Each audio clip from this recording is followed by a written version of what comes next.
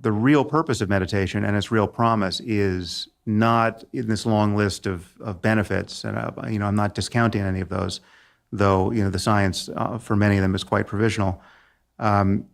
It's in this deeper claim that if you look for this thing you're calling I, if you look for the sense that there's a thinker in addition to the mere arising of the next thought, say, you won't find that thing. From my point of view, consciousness itself is simply the cognizance, the awareness that is the floodlights by which any of that stuff appears, right? So consciousness doesn't change, but its contents change. And to come back to meditation for a second, many people think meditation is about changing the contents of consciousness. There's some contents you want to get rid of, like anxiety. Other contents you want to encourage, like calm and unconditional love, or some other classically pleasant pro-social emotion. And that's all fine. That's all possible. But the real wisdom of the 2,000-year-old wisdom of meditation that really is a recognition of what consciousness itself is always already like, regardless of the contents and the changes in contents, and that there's no separation between you and your experience, right? There's not the experience on the one hand and the self on the other. There's just experience, right? There's just seeing, hearing, smelling, tasting, touching, thinking, feeling, appropriate.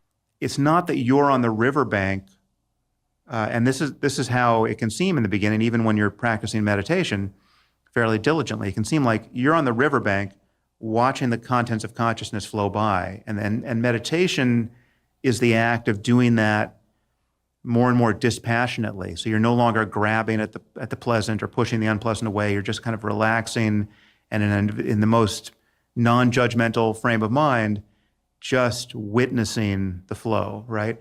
But if you're doing that dualistically, you feel like the meditator. You feel like the subject aiming attention. And so now you're on the riverbank watching everything go past. But the truth is, you are the river, right? Experience itself is that there is just experience itself. You're not on the edge of experience, and everything you can notice is part of the flow, right? And there's no point from which to abstract yourself away from the flow, to stand outside it, and to say, okay, this is my life, this is my experience, this is my body.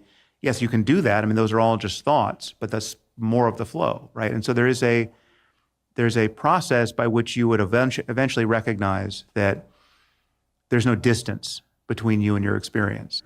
The classic, mindfulness practice in what's called vipassana meditation is to pay scrupulous attention to seeing, hearing, smelling, tasting, touching in a way that breaks everything down into this kind of microscopic sensory moments. If you train your attention in this way to notice the particularities of sensory experience and emotional experience, like you're looking for the atoms of experience, But one thing that I really do think happens is there's a kind of frame rate change in the data stream, where you really you're just noticing much more